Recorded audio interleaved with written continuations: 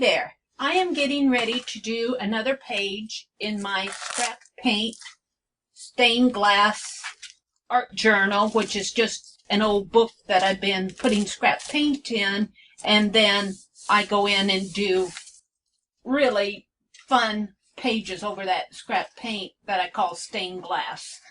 So I've been using these Fineline Paint Applicators. And there have been a lot of questions to me about these. I get mine, or the two that I have, I got at dickblick.com. They do have a website. I don't know if they sell them retail at their website, though. If you want to know about them, if you go to, let me find it here, FinelineApplicators.com, and I'll put some links below. But what I wanted to show you was how I fill mine, what I use in them. What I use is just Craft Smart or Folk Art or just your regular cheap brand of craft paint. Now, I think that other artists who use them might use high flow acrylics. I know several people have asked Carolyn Doobie what she uses, and she says she uses high flow acrylics in hers. I don't have high flow acrylics. So, but I use this Craft Smart and I mix it with airbrush medium. And I found out about these paint applicators from Gina Ahrens. I saw her using one. And I thought, well, how fun. This is exactly what I need. And I asked her what she mixed with it, and she said airbrush medium. And I had just by chance had picked this bottle of airbrush medium up half price just that same week, not even knowing. So I had everything I needed. I got some of these, and I have the craft paint here.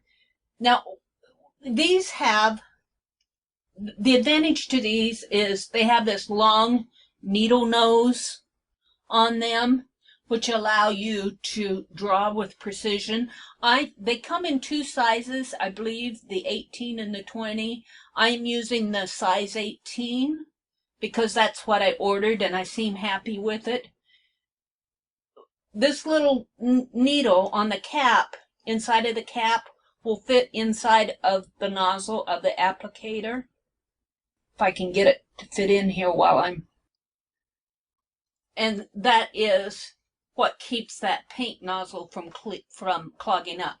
However, I do find, even with my medium in this airbrush, that my airbrush medium in this paint, that this paint will tend to get gloppy over time. It's just the nature of craft paint, and the longer you keep it, eventually, if you never use it, it'll all dry up on you.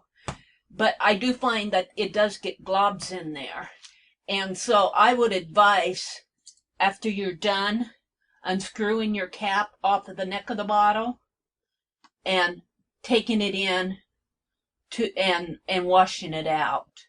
It doesn't have to be perfectly clean, but if you keep that nozzle clean, you'll have less of a problem with it. Not that it'll never happen. I have had it clog up on me 1 or 2 times, but it's pretty easy to clean out. I'm still on my first 2 that I ordered. So what I do, essentially, I also try to use a new bottle of paint when I fill my applicator, and I try to fill it as much to the top as possible. And I do that because my paint in here is still pretty thin and liquidy. And as you can see, I have a new bottle that I haven't taken the little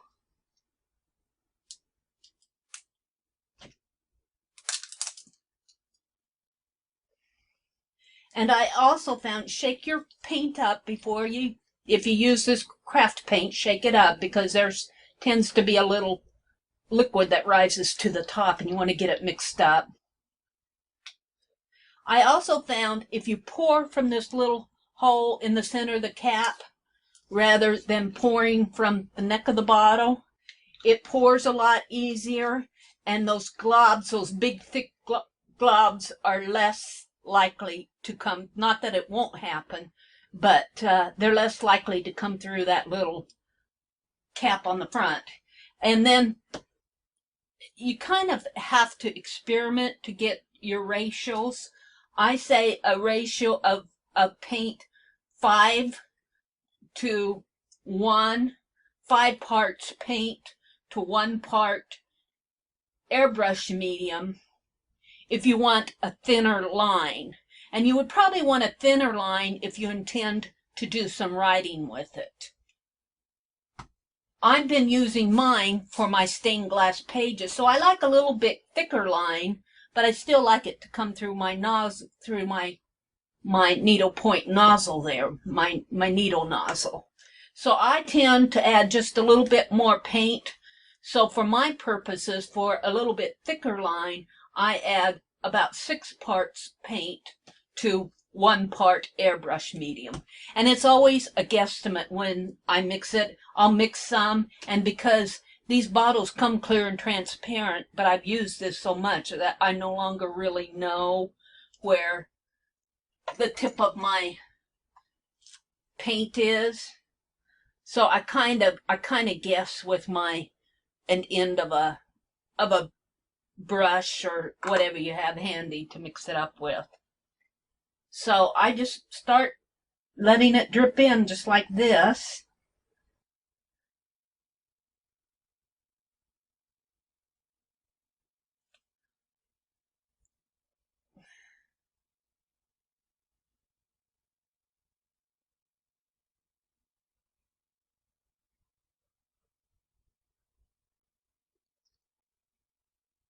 And it takes a little patience.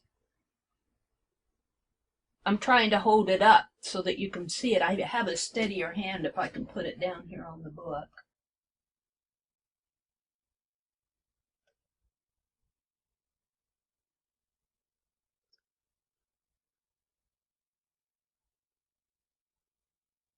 Oops, now see, I'm up to the top already here.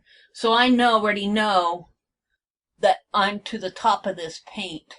So I want to take some out of there and put it back into here.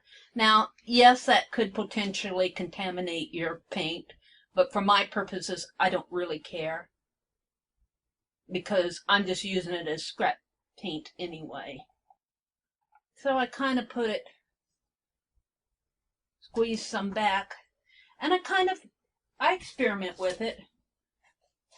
I suppose you could pour it into a container and mix it all up and then pour it into your applicator. That would be one way to do it, but I don't bother with that because I do this and I eventually get what I want.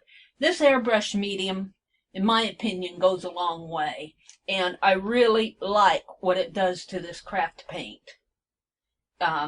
I feel like it extends the life of the craft paint, or I feel like it extends the craft paint. I'm going to put this down here.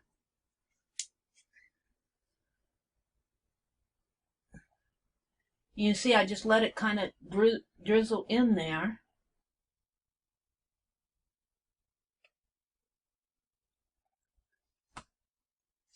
And then just kind of stir it up.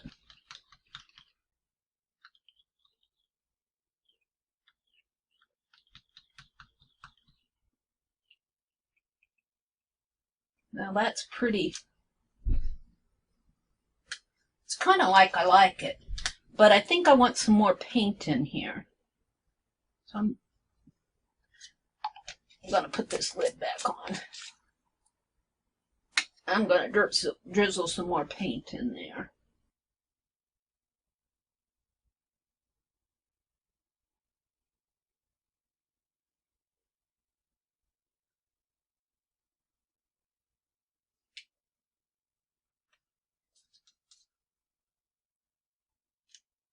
And yes, it does get sort of messy in there.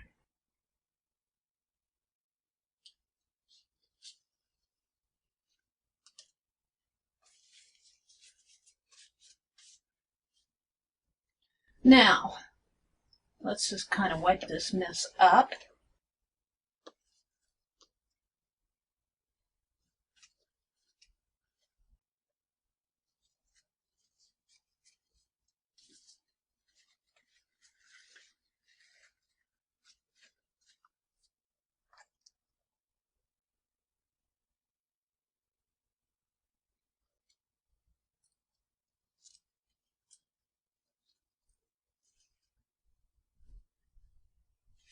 Now I'm just going to kind of shake it.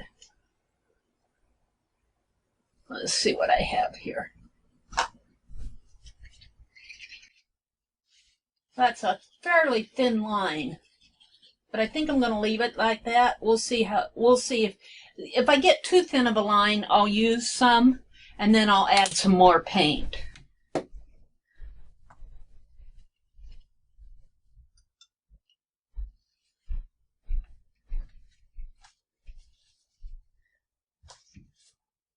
So basically, that's how I fill my paint applicator. Now I'm going to go to a separate video and work on my stained glass page. So I will be back with my next stained glass page when I flip to the next page.